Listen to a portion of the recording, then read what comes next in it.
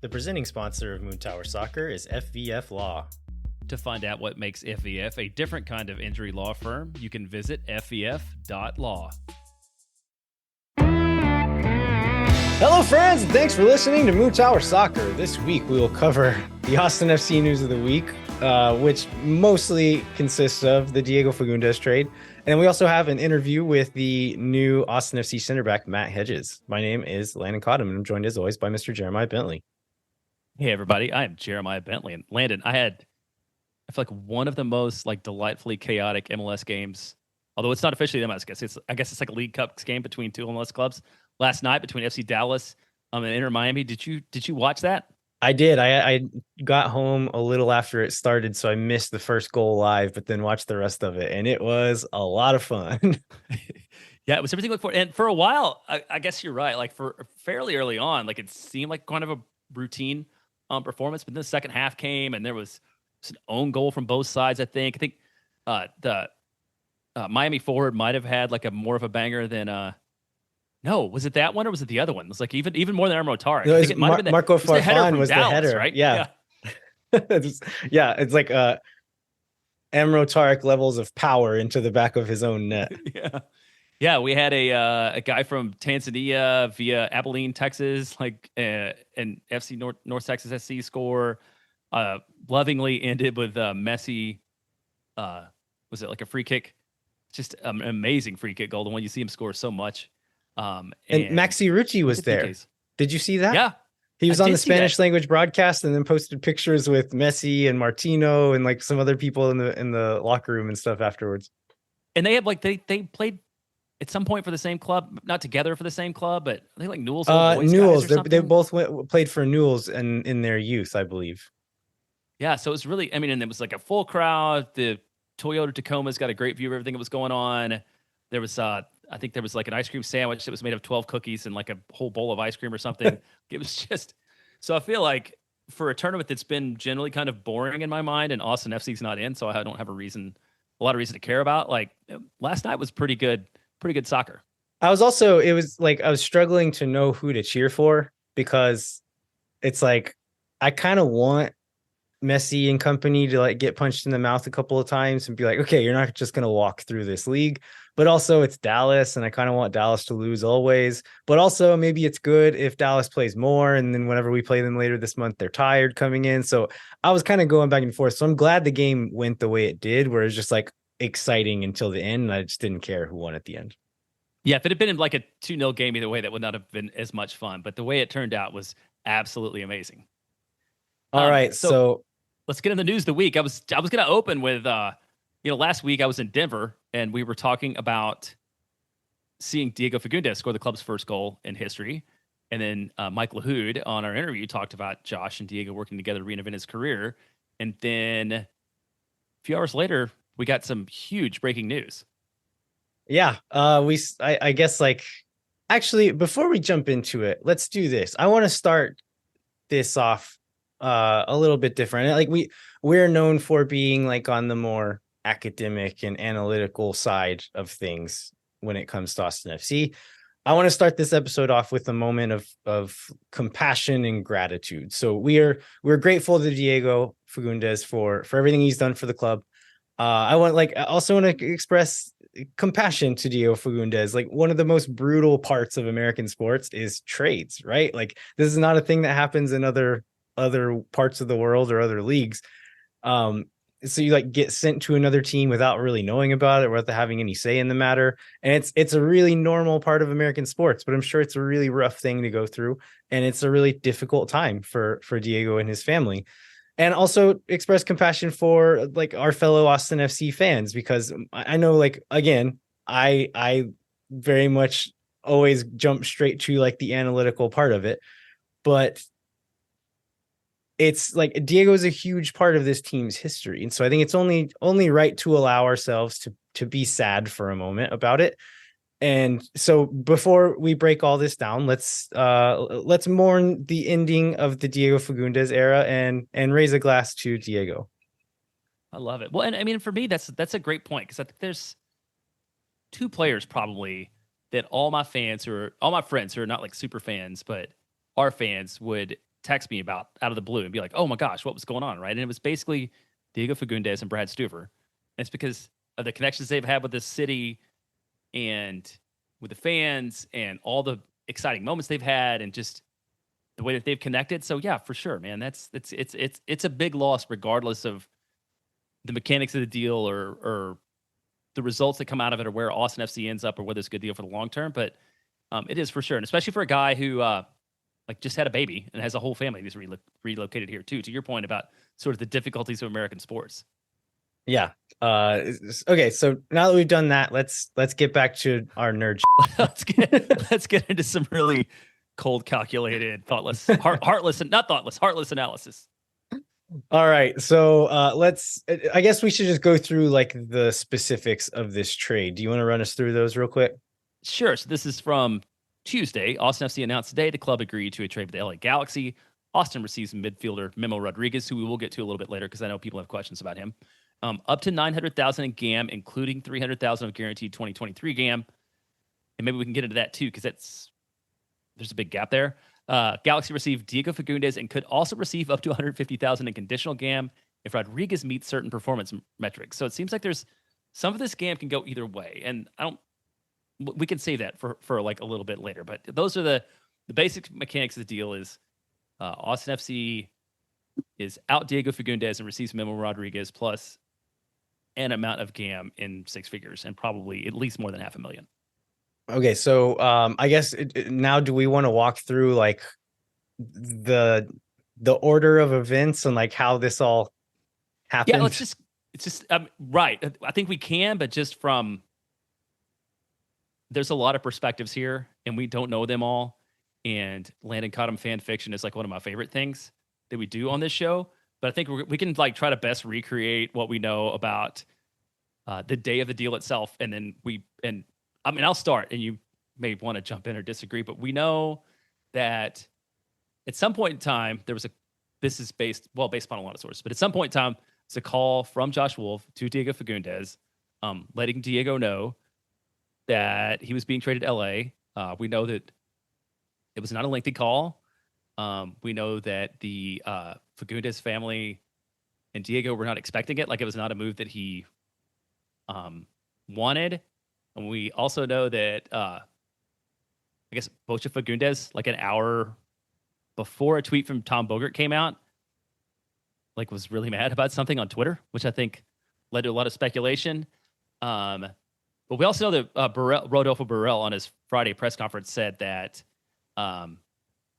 once the news broke, they wanted to bring Diego in, but once the news broke, they had to call him so he didn't find out about it on Twitter. And I guess then the statement in between becomes like, what does the news broke mean? Does that mean like it obviously happened before the Tom Bogert tweet? Does it mean Tom Bogert called the front office and he's like, hey, I'm going to run with this, so here's your chance to let him know? Like that's the part we don't know. Did I summarize that fairly correctly? Yeah, and I know a lot of Austin FC fans were upset about the fact that like all he got was a call, but I don't know how you feel about it. I feel like that story tracks, just like Bogert published it then, but I've heard Bogert's talk about on podcasts and stuff how he's like sitting around sweating waiting for someone to hit publish on something that he's already written and submitted an hour before.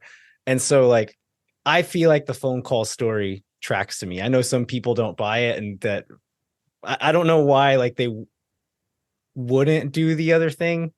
And like I told you before, like knowing from our entire experience with Josh Wolf that he's not super great about the people stuff, the fact that he was rushed in some way into the situation to make a phone call, and the person on the other end of that phone call didn't feel it was like super forgiving or diplomatic, like tracks with every single thing I know about Josh Wolf. So, like, I'm not surprised if Josh Wolf had been like kind and, you know, spent 45 minutes on the phone explaining the situation and answering everything. And like, that would seem weird for what I know about Josh Wolf. So like knowing, like, after watching him in press conferences and some videos and like things he said after games and stuff, like, yeah, this is exactly what I expect him to do. So like, I've become no more, this does not change my opinion about sort of Josh Wolf and his fitness to serve as the Austin FC manager, because it seems like totally in character. I guess, do we want to get into why this happened? Like the reasons why Diego Fagundez was traded? Yeah, let's get into why, and let's maybe start with just the least controversial, or I guess the most academic part of that is like, why Diego and not, because we saw this so much, like, why is it Diego and not Redis or not Ring or not Rigoni?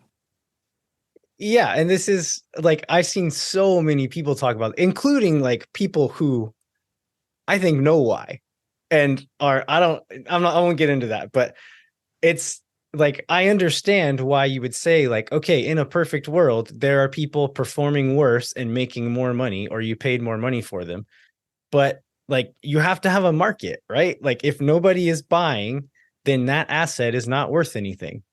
And so, yeah, Emilio Rigoni makes a lot more money than Diego Fagundez and has performed worse than Diego Fagundez. But who's going to buy Emilio Rigoni, especially within the league right now? Nobody's going to take on that salary. Nobody's going to trade any valuable assets for taking on that salary at this moment either. And that's the thing that Borrell said in the press conference is like they were willing to take this salary, and he emphasized that a couple of times that like that part played into it. Like his salary wasn't so high that another MLS team was incapable of taking him on. And like I know there was talks about a Rodney Redis trade or Rodney Redis transfer a few weeks ago, but like in the grand scheme of things, Rodney Redis cap hit is like 200,000, 250,000 or something like that. He's not taking up a lot of our like roster assets. Diego Fagundez is on 1 million. And like do we have a segment dedicated to like the MLS math of it all? Well, yeah, we should. Well, let's maybe not get into that right now. Let's sort of Okay. finish the why part of it. Uh, and I guess the other thing is this is speculation that I heard actually from Phil West before the press conference that Burrell speculated on. Is this is a outreach from the Galaxy because they knew that club wants to improve. Diego could add value to the club, and Diego's sort of a distressed asset at this point in the And the league. Galaxy cannot make any international transfers this summer. Right. So Yeah, that's true. The only way the Galaxy can make moves is from within the league. Now, I guess we could speculate a little bit on why everybody knows that Diego is a distressed asset. And that's because I don't think it's like super secret that the coach and the player weren't getting along. And probably hadn't based upon comments from last year. 3 or 4 times that Josh Wolf decided to bring up Diego Fagundez's salary, like during press conferences this year. It's like it was kind of obvious, and that's why it kind of makes sense to make this deal now before the end of the year because Austin needed to get all they could out of him. And, you know, another 3 or 4 months of like these guys not getting along and Diego not playing all that well also ultimately harms Austin's ability to get good return on this asset. yeah, and I think that's exactly right. Like the opportunity was there. A team was willing to take the salary. As you said, like it seems like from mostly statements coming from the Diego Fagundez camp, no? From his father on Twitter, from other places as well. That it seemed like Diego Fagundez did not like Josh Wolf, and Josh Wolf was not disputing that fact anywhere. And you also, I mean, like I feel like in the fan community, a lot of the blame is getting pointed at Josh Wolf. And I like again, we talked about this off air. Like, I don't want to come across as super pro Wolf because I'm honestly kind of ambivalent towards that right now. But it's not hard to think of why or to believe that Josh Wolf was not super pleased with Diego Fagundez. I said on last week's show that Josh Wolf likes him a Boy Scout. Like he's got, you think of Jossie Sardes, Ethan Finley, Brad Stuver, Hector Jimenez, like these consummate professionals who are like probably live pretty boring lives so that they can be the best that they can be at their job. I would put other players on the team probably not in that category. And if I had to guess, just based on his fitness at the beginning of the season, just kind of the way he carries himself in general, that Diego Fagundez is not in the Boy Scout camp. I think it's fair. I think, and I'm going to apologize to him now if I get this wrong, but I believe Verity Keeper Kit Brad said something on Twitter along the lines of like it's possible that Diego was a little bit of a problem in the locker room, that Josh Wolf's a complete jerk, and that Austin FC got the best deal they could. Yeah. Out of this, and like all three of those things can be true at the same time, and it just becomes a question of like the balance of those. And I think for me, we talked about sort of trying to explain this to our friends who are fans who are maybe not in the middle of all this. And I feel like that's maybe the best explanation that you can give for like why this deal happened and why it happened it did and why it happened when it did. Yeah, I think that's a great point. That like there are a lot of different aspects of this to talk about or to focus in on, but all of them can be true like at once. And yeah, I guess where do we want to go next? Okay, well, let's go to, so what does it mean for this season? So now 2023 Austin FC sits in 5th place. We know the Western Conference is super congested and you can move down the table, mostly up and down the table though a little bit based upon a couple sets of results. And we know now we do not have Diego Fagundez, and Austin does have Memo Rodriguez. And I guess before we talk about Rodriguez, like, does this send any a note to you on like, is Austin giving up on the season, or are we just like punting it till 2024?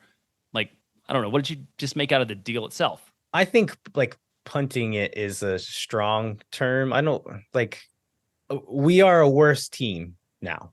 Like as far as like on paper, just like at the highest capabilities, the players on the team now are worse than the players on the team with Diego Fagundez on it instead. That is true. But as far as like this isn't like an NBA team tanking so they get the #1 draft pick. Like Diego Fagundez has what, 2 goals and 1 assist this year, something like that. Correct.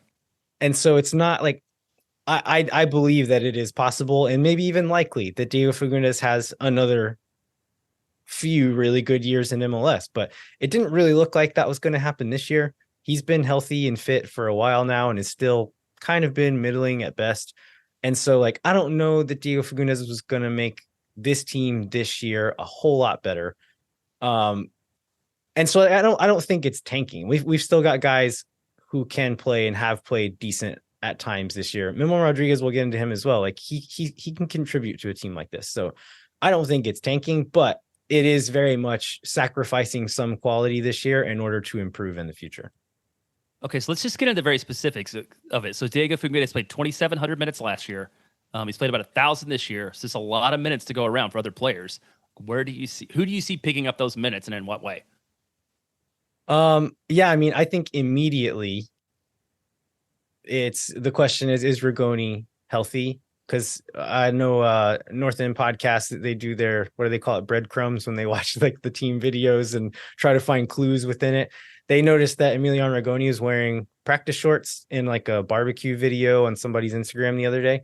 And so the theory is like maybe he's training now. He's training with the team at this point.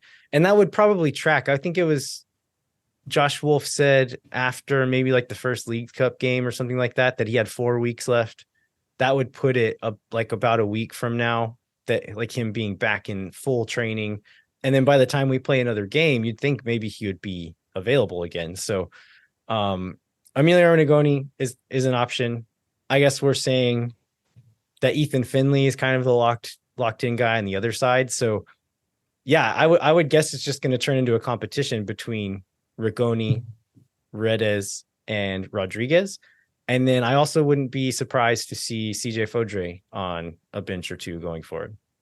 Yeah, I mean, they've been teasing that a little bit. We saw him get a little action in the Leagues Cup match, and it kind of goes back to what you said earlier about, or a few shows ago, about him not being tested against Austin FC2. Actually, maybe he should get a loan. Like maybe a few first team minutes would do him right too. And then I guess the other thing is, so what does it mean long term? And this is where we can get into the GAM, like the MLS math of this, and maybe a little bit into what Burrell said about the deal and why it was the right deal sort of in the time. And then maybe also like what makes it a good deal. This is one of those ones that I feel like so many of the deals in 2021 were like, well, this deal's okay depending upon what the next one is, like what they do with the GAM. So, I mean, what are your thoughts on those things? Yeah, I mean, as far as what it does for us in the future, this is a substantial move. And like Burrell was saying in the press conference that when he got here, he knew that the budget was tight, but he didn't realize like how tight. And he said, I think this is in a video that Jorge Iturralde posted where he was asking questions in Spanish, but he repeated the word very emphatically: zero, zero, zero cap space. Like we cannot make any moves right now. And so without changing anything that we have at the moment, we cannot make signings now. We cannot make signings in the winter transfer window. Like we have to move people out. And so I think this was like the opportunity that was there, and we've already talked about other reasons that may have helped it along, but we're bringing in the 300K in 2023 GAM, which I was under the impression at first that GAM expires year by year, which I think is still true for the original owner of the money. But when you trade it to someone, you can use it for several windows past that, and it eventually does expire and start to lose value. But Austin FC will be able to use that 300K in GAM of 2023 GAM for the next few windows. So that's not going to go anywhere. It doesn't matter that we didn't use it now. And then the up to 600K in conditional GAM, I'm guessing that those metrics aren't going to be super hard to hit to get most of that money. Otherwise, like if it's just 300K, this is not a worthwhile deal. But if it's 900K, that's pretty big money. Like if you look at like the highest trades in MLS history, I think you get to like number 5 and it's at 1.5 million or something. And so we're almost at $1 million. This is a big trade as far as the GAM goes. So if let's say he does reach the max, so 900K in GAM plus the 1 million of cap space, 1.9 million is, I think that's how much GAM each team got like last year. And so it's essentially opening up a whole other like salary budget to use on other players, other transfers, other trades. And so like it really does give this team a lot more flexibility. And when you add that on top of contracts that may or may not be expiring this winter, Rodolfo Borrell is going to have a lot of space and a lot of money to work with to really start to shape this team in his image. Yeah, so maybe I was going to think about those contracts too. It's like we believe that Alex Ring and Maxi Arruti both come off at the end of this year. Yeah. So you could, if you add at least, and there's going to be other players too, right? Because there's players that come off every year. But like if you add those two along with Diego's money, I mean, it does become fairly significant. And also the Rodriguez memo's only through the end of this year too, right? I believe in guaranteed. It's options contract after that, but even if he does stick around, he's on like 240K or something. So he's really low money. He doesn't count a lot either way. Okay. So what is it? So I guess then, I mean, I sort of preface it with my opinion on it, but like it becomes a good deal if Austin FC uses the money they have available from this deal along with other money that's going to come in the offseason wisely. And it's like a bad deal if they spend it stupidly. Is there any other way to look at that? No, that's it. That's what it is. And like we'll talk more about Rodolfo Borrell later. I have more faith in him to use it wisely than I did in the previous administration based on their track record, but he still hasn't really done much as far as like changing this team so far. So it's all going to depend on how he uses that money. All right. Is there anything else we need to say about this deal? Did you hit all the points you wanted to get into? No, I think we got to everything I wanted to cover. Well, the only thing I wanted to do is bookend this, like with what you did in the opening, and just say that one of the things that was really special to me that I think maybe realized that like Diego was a different guy. Maybe like this club is just gonna be a different thing for this city. Was when he just like showed up to play foot golf with a group of random fans early on in his time with the club, and that sort of made me realize there's gonna be a different kind of connection maybe between the player and the fans. And then also like that first goal was amazing. I remember him like throwing up the Los Verdes, the LV sign like in the corner we were in was like pretty amazing and probably my favorite moment. One of my favorite up until Brad Stuver's like PK save and turning around in the south end, probably my favorite moment like between a player and a fan in club history. And then just like hugging and crying Kurt Mangum and Chris Wellhausen after that game was like a really special moment. They'll have two. So like, like it's, it's a weird and difficult situation, and all that aside, like the guy's still a club legend and I appreciate everything he did for Austin. All right, well, let's take a quick break. We'll come back and talk a bit more about Memo Rodriguez and our thoughts on him, and then also the press conference that Rodolfo Borrell held late last week. Hang tight. We'll be right back. When no one is around.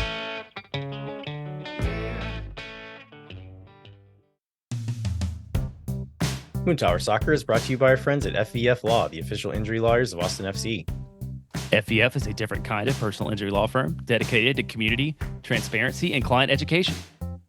You can go to FEF.law to find out what makes FEF a different kind of injury law firm and why understanding your legal options can dramatically change the outcome of a case. Once again, that's FEF.law. Amplify Credit Union is a member-owned financial cooperative that served the needs of Central Texans for over 5 decades. Amplify's team lives and works in the community, making them the experts on how members can achieve their financial goals. What makes Amplify different? No bank fees. Amplify is the first financial institution in Texas to put an end to bank fees.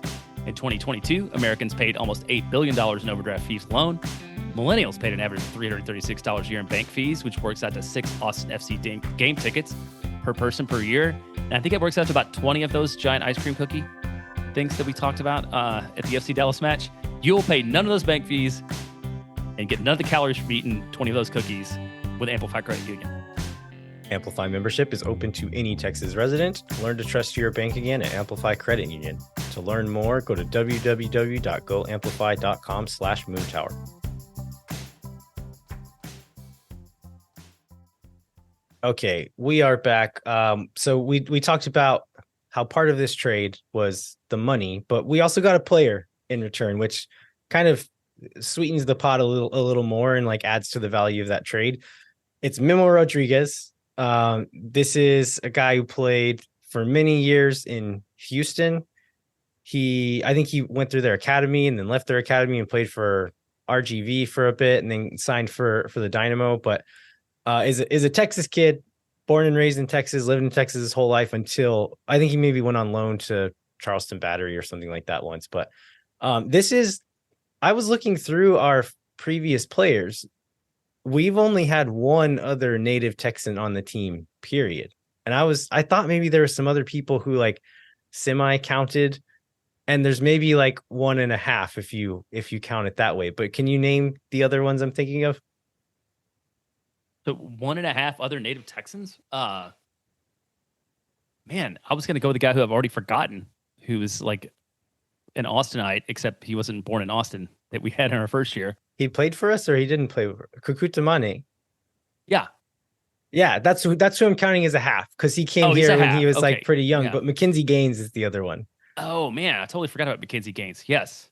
But I'm like, we'll talk about who Memo is as a player, but I think it's cool that we're getting like a true like native Texan on the team because we just really haven't like, yeah, we had McKenzie for a while, but he like just wasn't around for very long.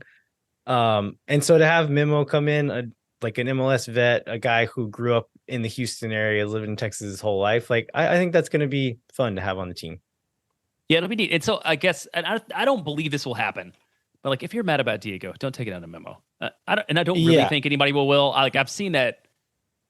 I believe that Austin fans are better than that, so I don't worry too much about that happening. Very important to remember that Memo Rodriguez is not Diego's replacement. Currently, a big bag of GAM is Diego's replacement, so it's not fair to judge them one for one, especially given the context. So. I do you remember what his salary is? I want to say it's like 200 something thousand. It's not super high, but it's like for that salary, he's quite a good player. Like I think he's one of those like domestic guys who's probably like a little bit underpaid for his output over his career. He played a lot of wing for the Galaxy.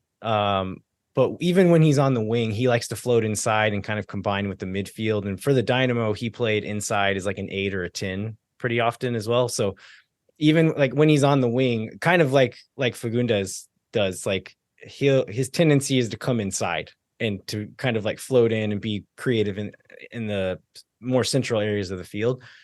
Kevin Morris has a theory with the Matt Hedges signing, and like if Vicenen comes back, that eventually we're going to move back to like that 5 at the back, 3-2-2-3 shape. I think Memo Rodriguez would be really well suited to that formation, playing in one of those like this is again in the reality where wings don't exist anymore, and he's playing in those like attacking mid roles where Rigoni and Finley and I think Driussi played a couple of games there, but I think he would plug into that spot really well. in the 4-3-3, I think he could play on either side as a wing and kind of move inside and combine with the midfield. Or I think he could also play in like Owen Wolf's spot, like how Alex Ring played a lot of last year in that dual 10 role. I think he would slot in pretty well there as well. But he's like decently quick, pretty good technical ability, really hard worker on both sides. Smart rotational play as far as like just moving about the pitch, rotating with guys, knowing where to go. Like he's pretty good at all that, but he's not gonna be. I don't think he's ever scored a ton of goals in his career. He's never had a ton of assists, so he's a bit more of like a role player, facilitator guy than he is like a goal scorer or a chance creator. So it's a guy like I really like as a role player on an MLS team, but I'm not gonna expect him to like carry the team at any point. Yeah, I think that's a really good summary of it. Is like there's not going to be eye popping stats and the goals. Well, I guess one. I mean, there's not a lot of goals to replace from Diego Fagundez this year, but like the contributions are probably going to come largely from somewhere else. He also just seems like a good dude. Like I think he's going to be a good locker room guy. I watched some interviews with him, and he seems. He said one thing that I really liked that it was an interview in LA. He had just moved to LA and went on some podcast, and they asked like, how do you keep yourself motivated when you're on a really bad team? Like asking about those years that Houston was so bad that he was playing for them. And he's like, were you thinking about it as an audition to move to a different team? And he's like, I think you should treat every game and like every practice as an audition, because somebody's always watching you. You build your reputation that way. I really like that about him. Like to say like everything's an audition. I'm always working to get better and to prove myself. And so I think if nothing else, like he'll come in and just be like a good dude to have around. So, do you want to transition to why playing on a team led by Rodolfo Burrell, probably everybody should have that belief about themselves and their role in the club? Yeah. So Burrell, they held a presser on Friday. And it was mostly to talk about the Fagundez trade, right? But he gets into some other territory as well. Yeah, it's a little bit. I don't think it happens other than the Fagundez trade, and based upon like sort of when it was announced and when it happened, like I could almost guarantee it doesn't happen without the Fagundez trade. But he did take questions from the media and some other things came up outside of that. And so I think there's definitely notes worth having. One of the things I saw a lot of reaction to online was when he talked about like Austin FC overperformed last year, and that it was really going to take 3 to 4 windows to build like a successful, competitive, like long-term club. And I saw a lot of negative reaction to that. I don't know why, because I think what he was trying to say is like, yeah, you can have like a fluke good year, but to build like the kind of sustained success that somebody like Seattle or LAFC or maybe Cincinnati now we'll see going down the road, to like to have that kind of success, like it's going to take a few windows to build the depth of the roster up and down. That's just like true. That's just realistic and true. Like that, like the really good teams in this league were not built overnight, and like the ones who were good overnight, it was probably not as overnight as it seemed. If you look at just like, and another thing he mentioned is like the move, like how natural the movement is, like has to be in a salary cap league where like he didn't name names, but one example I could give would be the LAFC, where even when they look like the best team in the league, they're making trades and making transfers and selling players every window.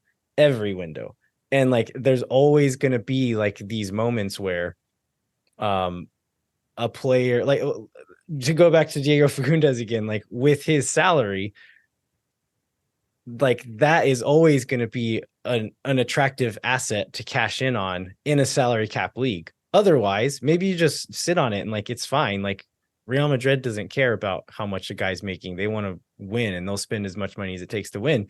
In a salary cap league, you can't do that. And Burrell talks about like the movement is natural. We need to get used to this part, but it's going to take a while and we're going to have to like do this for a long time to make it work. And so, yeah, I don't think it's unreasonable to say like the full build, like the full Burrell build, will take 3 to 4 windows. I don't think that means like we shouldn't expect to get better this winter. Like we almost have to get better this winter, but to do everything that he wants to do, yeah, I think it's totally realistic to say it's going to take that long. All right. And another thing, yeah, that was a good point. Another thing that I thought specifically, we talked about sort of the structure of the club. He specifically mentioned finding a way to restructure the Department of Scouting and Recruitment. He said, from my experience, you try to rush things, you commit a double error. We don't want to do that. So I would expect a lot of attention to be paid to that area over the next couple of years. And that's like one of the reasons Austin brought him in, right? It's like his expertise there. But that's sort of I think it's the most direct indictment I've seen of sort of the way that the club was structured before. Um, but the results of some of the recruiting, particularly from places like South America, would show that there's no doubt that there is a lot of reform needed in that area. Yeah, and I don't know if you saw any of this, but there was I guess you watched a lot of like the clips that were posted to social media by various news Yes. outlets. So Jorge Iturralde also posted, I don't know if this was a separate interview that he did, but it was all in Spanish, but I watched through all of that as well. And Jorge kind of like went back to stuff that he said in the press conference in English and asked him about it again. And on that note, like not he said, like, I don't want to talk about the people who were here before me. Like Jorge asked him about it, and he was essentially like a very graceful way of saying, like, I'm not going to say that what they did hamstrung me, but But we have no money, and we need to redo everything. Yeah. yeah, he's like trying to say that without saying it. And I think he handled it well. Like we can talk about this in a little bit, but he speaks really well in both languages, and I think he did a good job of like saying, like, I'm not going to use this as an excuse, but we're in a tight spot, and it's not my fault. Yeah, well, so those were kind of the highlights for me from the press conference. And you had mentioned earlier on the show, like that you came out of it feeling like he was a guy that you could trust. You feel like if to be in charge of the club, maybe even more than you did before. So, do you want to share like why behind that? I mean, I just already really liked him. I just like that um he he also just like said some other things that made it very clear that he's not lying when he says he's been watching MLS for a long time. Like he understands it, and like is not just saying that to make himself look good. Like I believe he's been staying up all night watching MLS for the last 5 years.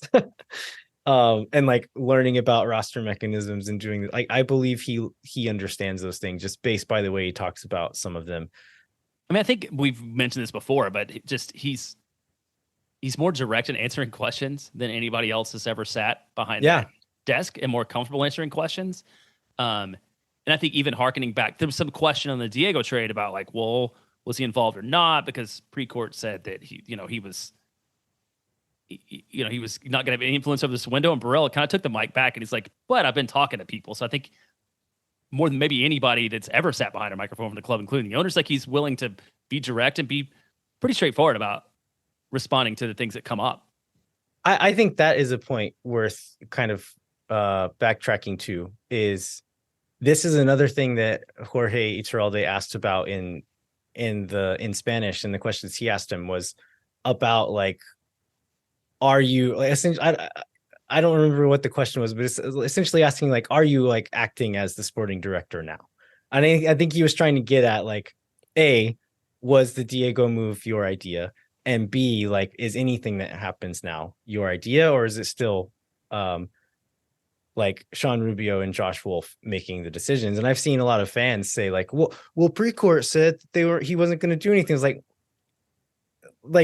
did you Jeremiah, you didn't take that to mean like Burrell is just going to sit on his hands for the next month and wait until December. Like that's not what they meant, right? No, it's not at all what they meant. And I thought it was good that Burrell kind of in that moment even talked about it. He said, I mean, I know there were things that were already in play, really is what he was saying. And also it was super late in the window. And so like don't expect results right away. But I felt like it was pretty clear that from that day forward, and that was reinforced again with the press conference on Friday, that whatever's going on, like that man has the last signature on all the things going on the sporting side of the club.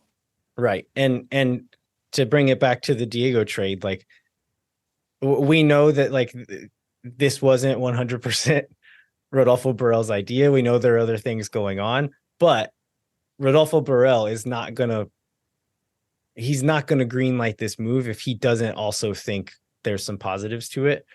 Um, and so like I've seen a lot of fans saying like this is 100% on Josh Wolf and that it was his idea to do it. It's like maybe it was his idea, but like Rodolfo Borrell is not gonna just gonna say like, I think this is stupid and I think you need to get over it, but Anthony Precourt said I'm not going to do anything this summer, so I guess I have to let you. Like that's not how any of this works. Like Burrell saw value in this move and would not have let it happen if he didn't see value in it. Right, right, for sure. And I guess the last thing on this before we close out is we kind of opened it with sort of this potential for like, I don't know, ruthlessness maybe is not the word, but basically like everybody should be on notice that like if you don't perform, there's a pretty Burrell from like top to bottom, you should be on notice that if you don't perform, like you can easily be out and on your way to some other club. Burrell said that as said as much pretty like more or less said that like it was again like he has a way with words like I like the way he speaks, but it was like a very gentle way of saying like nobody's safe, but like don't be afraid. I'm not trying to like, but like there's a salary cap league. Whenever we see a way to make some flexibility, make this team better, nobody's safe. And I like that. Like I think it's again like this is the analytical part, not the emotional part. But I I like that he knows what needs to be, we think he knows what needs to be done and isn't afraid to do stuff like that. And like maybe we won't always agree with it, maybe we don't like it sometimes, but the fact that he's willing to just like do the business and like do the hard work, like I don't know, even though I do have mixed emotions about Diego Fagundez leaving, I am encouraged by the fact that Rodolfo Borrell is not afraid to make a move like that. I think it's a great way to sort of put an end on that. We can briefly talk about the only other two pieces of news posted on the Austin FC website this week, outside of that, because of like what's going on with the Leagues Cup and everything else. One is Vigo Ortiz got called up the U15 Mexican national team. Ortiz, you may remember, was that was the GA Cup winning team, right? He was Correct. like, yeah. So like the MVP of the tournament. Is that right? I think so. I think he was the MVP. Yeah, but he performed really well in that tournament, and I super cool. Like I know I don't know. There's some tribalism between U.S. fans and Mexican fans, but I think it's cool to have Austin players playing for both. I would love to see more of that. Yeah. So this will be his first involvement with the U15 Mexican youth national team. He played in training camp with them, and then he will also compete in a tournament in the Dominican Republic beginning on August 6th. So he'll get some game time there for the Mexican national team. So it's just really sort of a cool bit of news around development of academy players. And the other one is just the Austin FC 2 match on, that would be Sunday, correct? Yeah, Sunday night. I was watching on my phone while I watched wall-to-wall Lionel Messi Leagues Cup coverage. So not a super exciting match. I believe that it ended up 0-0, and then Austin won in penalty kicks, despite being up a man for most of the match and dominating possession and shots and everything else. Yeah, I didn't get to watch it? this. I was out of the house, and so I didn't get to watch this one. I watched like the last few penalty kicks, and that's all I got to see. But just a few interesting notes based on the lineup is that Micah Burton continues to get starts with Valentin Noel in there. And then Anthony De Anda got a start at left back. Oh, yeah, that was cool. Yeah, that was good to see. Which I think he got his first minutes like in the last week or something like that. So I know like this is a kid, whenever me and Mike did our Moon Tower Jr. episode all about Austin FC 2, that about Anthony De Anda, like I was talking about there's going to be movement. There's going to like not all these guys are going to be on the team next year. A guy as young as Anthony, if he sticks around and like keeps working, he's going to get chances. And the minutes he played in that game last week, I think he showed really well. I didn't get to see this one, but he got the start, which means they saw something that they like. They're seeing something that they like in training. So that's really exciting to see a kid that young, who I think he's still 17. to get a start for this team and to be playing, like that's really, really cool.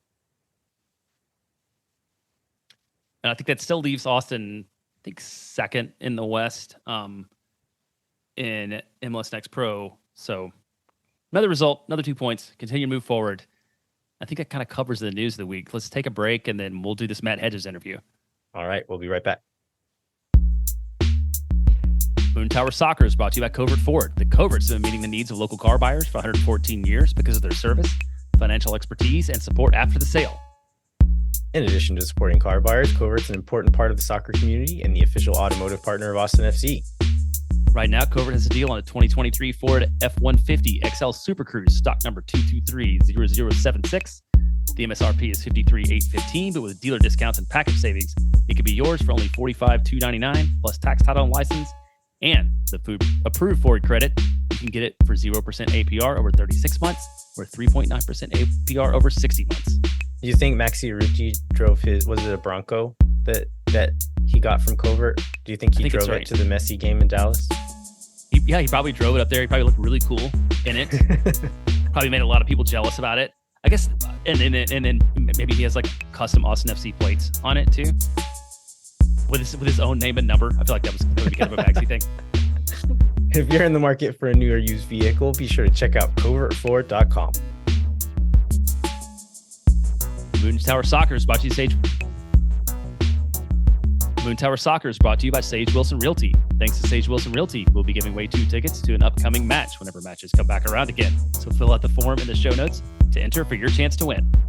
Again, this is made possible by Sage Wilson Realty. So if you or someone you know are in need of Sage real estate advice in Austin, talk to our friends at Sage Wilson Realty. Be sure to check them out online at sagewilson.com.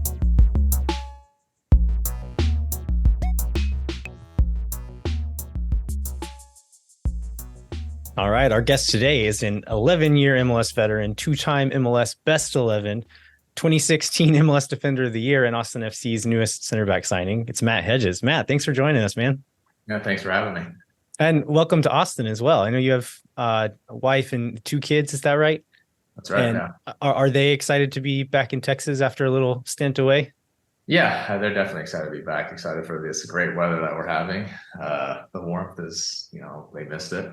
And, just it's home. Texas is home for us, so it's good to be back. Yeah, I don't think you're going to hear many people say they're excited about Texas in August, but I'm glad that y'all are. So what was Toronto winter or Texas summer? Which one's more extreme? I think they're both on the extreme end, but I'll say Texas summer. It's a little bit more extreme because, snow is snow, but hot can get hotter. You're originally from, is it Indiana? Is that where you grew up? Right, yeah. Yeah, so I don't know. I was curious. You've been in Texas long enough that I guess you maybe adapted to it a bit, but yeah, now it's not a problem anymore. I'm used to it. I'm not gonna say I enjoy it, but it doesn't bother me anymore. Yeah. I was looking back at kind of your history, just doing some research, and was looking up your draft class. You were picked 11th in the 2012 MLS draft. Do you know who was picked one spot ahead of you? Sure do. Yeah, Mr. Finley.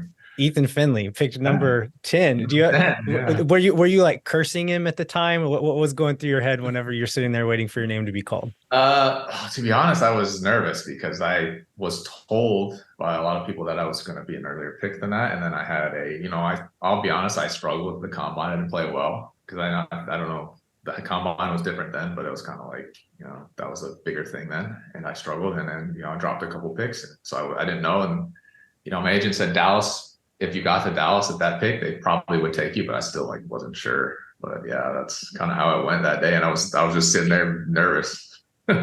Yeah.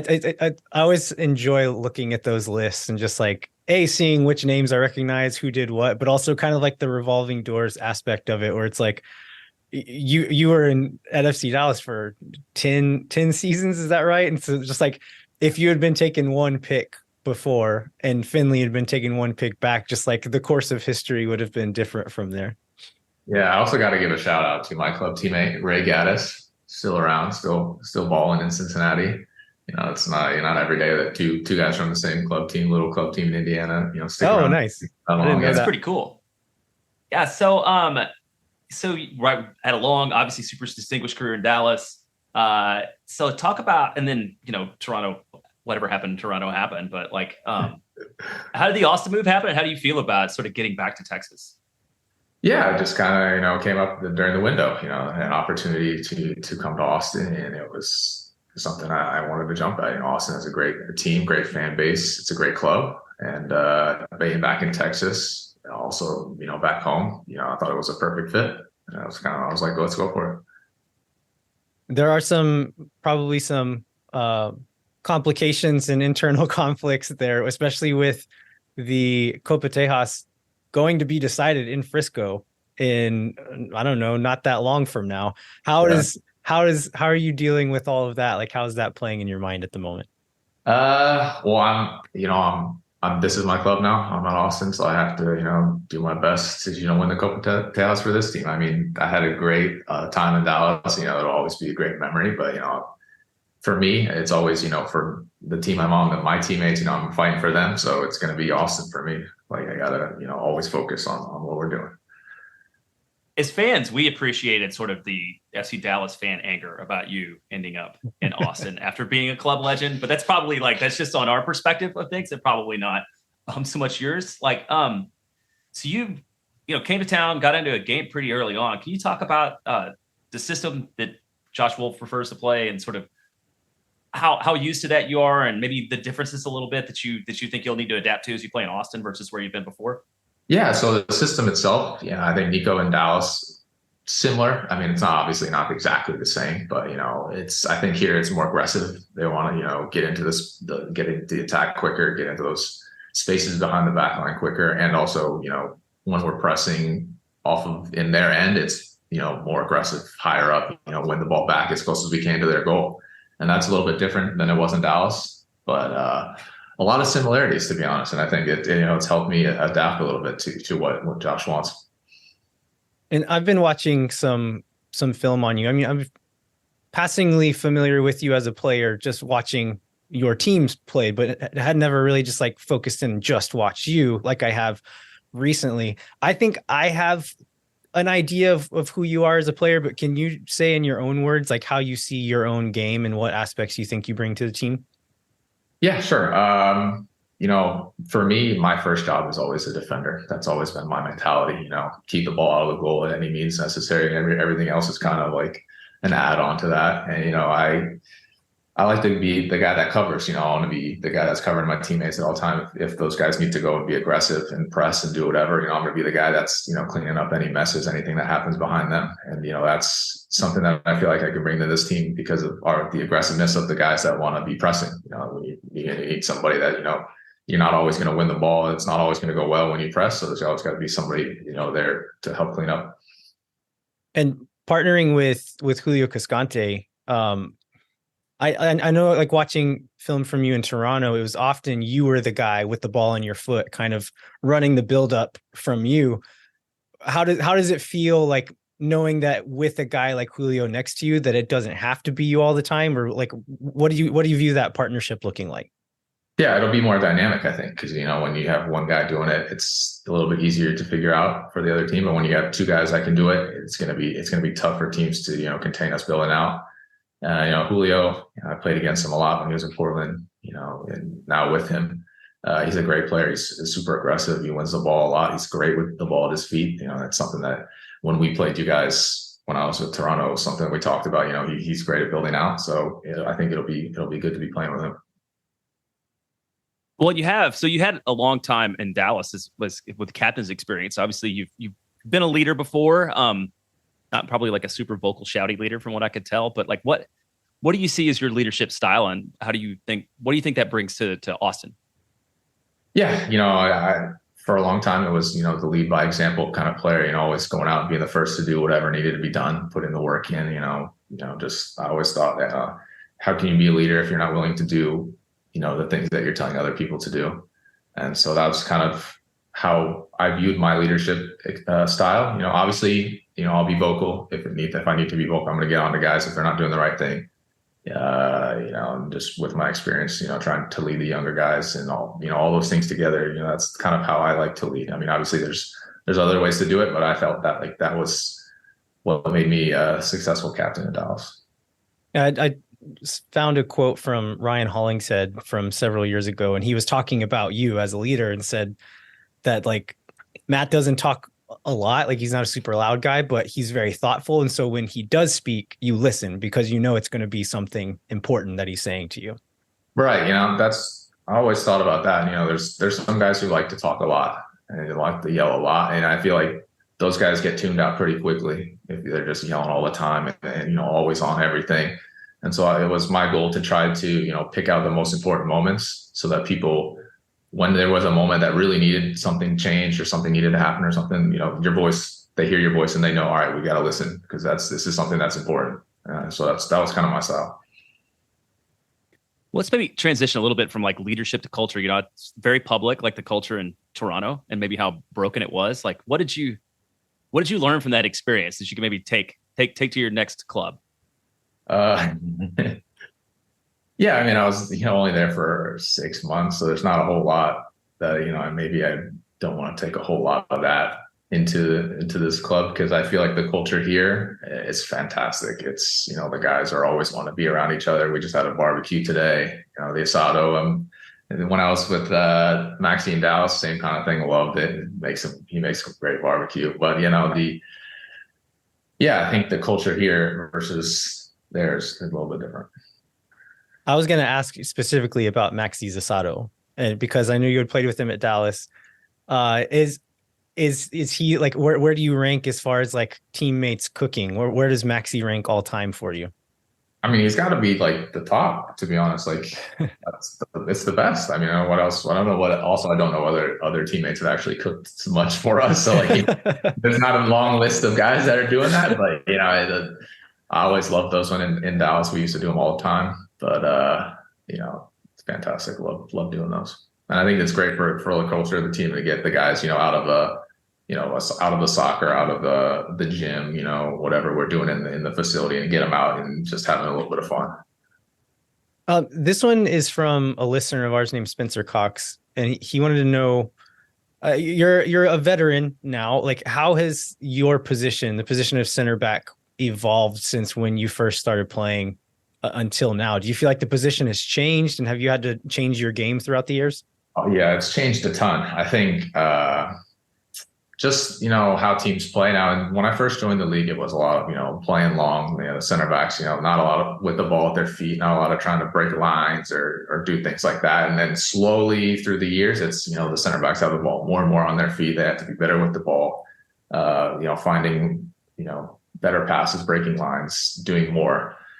And also, the pressing is different now. I think it's more, aggressive. You need to be more, go win the ball higher up the field versus it used to be kind of like you just sit back and we'll win the ball and then we'll counter. So it's changed. I don't think I can stress enough how that's a great question. It's changed a ton, like massively, just in the center back position from when I joined to now. Yeah. Sorry, go ahead, Landon. I was gonna say, just like, how do you sort of evolve and like stay on top of that? You just got to work on your game. That's what those 5 days of practice every week are for. If you see that change starting to happen, which I could see it starting to happen in Dallas after those first couple of years, you got to start. And we changed the way we play too, so we're getting more of that work as well. But if you see the change coming, you got to start preparing for it. We had Brad Stuver on a couple of times and had him talk about the same thing with the goalkeeper position, just talking about how much more they're asked to play with their feet and how he's had to kind of learn to do that over the years. So I imagine if similar position for a center back, but I don't know what I was doing. I think I was like sick a while back and at home in bed, just trying to find stuff on YouTube to watch the like 2005 FA Cup final or something, because it was for free on YouTube, and just watching how the game was playing. Like, this is the Premier League, like the highest level, how direct and just launching long balls at a giant center forward. And it was like, this is unrecognizable to the game that we see on the field now. Totally different. And, it didn't take but less than 10 years for it to change. Yeah. It's wild. Let's see. I guess we've been familiar with you as a player, but I've really only known you as a big guy who tackles good. Like, that's the extent of my knowledge about you. Do you have any like hobbies or interests or hidden talents that you I would say that you would want the fans to know about, that you would be willing for the fans to know about. Yeah, I mean, I'm a car guy. I love cars. Okay. So yeah, my dream car up in Dallas. It won't be coming down here because it's in its own garage and things. But yeah, love working on it. I love working on anything. Like I love doing projects at my house, installing things, just handyman's kind of stuff. And cars. Yeah, cars is a big one for me. I like it. I imagine you'll have a lot of the. Sorry, Go ahead. I was gonna say I play video games with the guys now. A lot of the guys are on the Call of Duty now, so I'm in the squad. Who's really good? Who do you watch out for? I think Call I'm of the Duty. best. Awesome. I'm There you gonna go. throw it out there right now. Like the other guys, they might not agree, but I think I'm the best. Who are all the gamers? And it's like Danny, Seba. Yes, Who else? Who else are the gamers? Brad, Jesse, John, some staff are in there. Like there's a lot of like, whenever when you get home from training, you turn on, you're gonna be in a squad. I feel like there's enough guys. Well, any other things you want to say to Austin FC fans now that you're here in town? I mean, I'm just excited to be here. I mean, it's a great club. I've seen it from afar for a few years, and now being involved, I'm just like, it's fantastic. I'm excited to be here, and hopefully, I can help the team continue moving in a direction up the table that we should be going. All right. Well, we are excited to finally get to see you on the field a little bit more. Good luck with the rest of the season, and thanks so much for joining us. Yeah, thanks, guys. Appreciate it.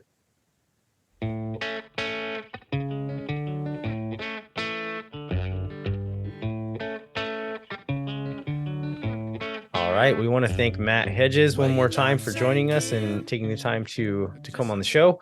We would like to remind you to rate, review, and subscribe wherever you get your podcast. And continue the conversation on Twitter at LViajero87 and JBentley_ATX, and then at Moon Tower Soccer on Twitter, Instagram, and YouTube, where you can see the interview with Mike LaHood from last week. And then we'll also be later this week, we'll be putting the Matt Hedges interview on there as well.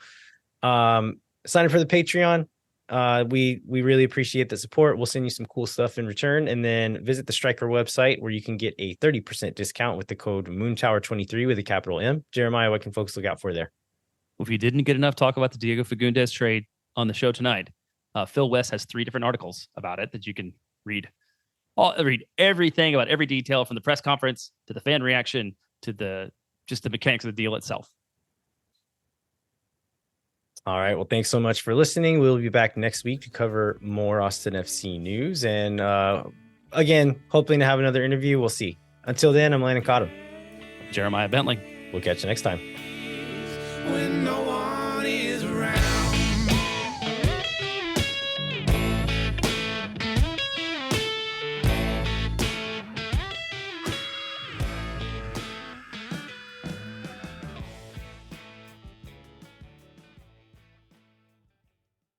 Think for nothing, you never. La gente, oh my God.